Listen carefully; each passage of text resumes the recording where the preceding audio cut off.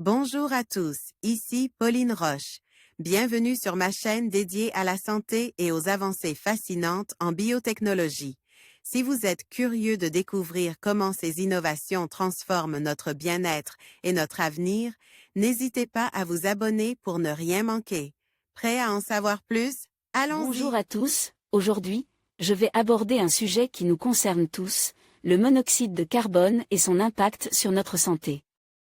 En particulier sur notre cœur.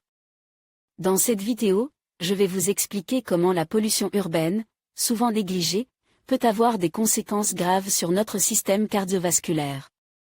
Je partagerai des chiffres clés et des études récentes qui mettent en lumière ce problème. Restez avec moi pour découvrir comment nous pouvons tous agir pour protéger notre santé et celle de notre environnement. L'OMS estime que 3 millions de personnes meurent chaque année à cause de la pollution atmosphérique.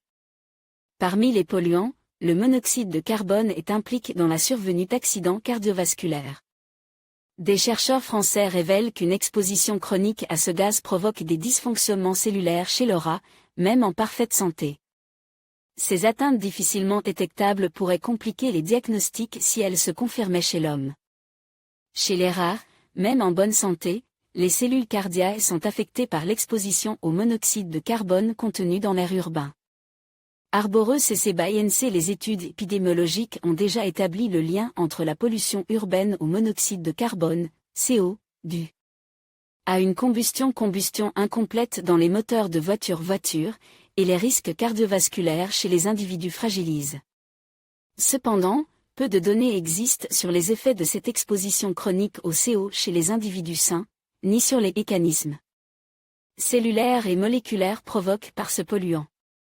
Les travaux d'une équipe de scientifiques du CNRS et l'Institut national de la santé et de la recherche médicale, INSERM, démontrent l'effet direct de la pollution urbaine au CO chez des rats en bonne santé. Expose, ces animaux souffrent de modifications de la morphologie et du fonctionnement du cœur qui peuvent aggraver les dommages en cas d'accident cardiaque. Pour obtenir ces résultats, les chercheurs ont exposé pendant 4 semaines des rats à de l'air enrichi en monoxyde de carbone, dans des conditions similaires à la pollution urbaine. Ils ont ensuite étudié leur cœur et leur fonctionnement in vivo, chez l'organisme vivant, au moyen d'échocardiogrammes.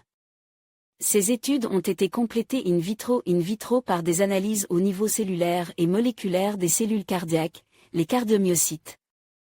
Ainsi qu'il le détaille dans la revue American Journal of Respiratory and Critical Care Medicine, les cardiomyocytes présentent les altérations typiques d'une insuffisance cardiaque, état de stress cellulaire, troubles de la contractilité et du rythme, troubles des échanges de calcium.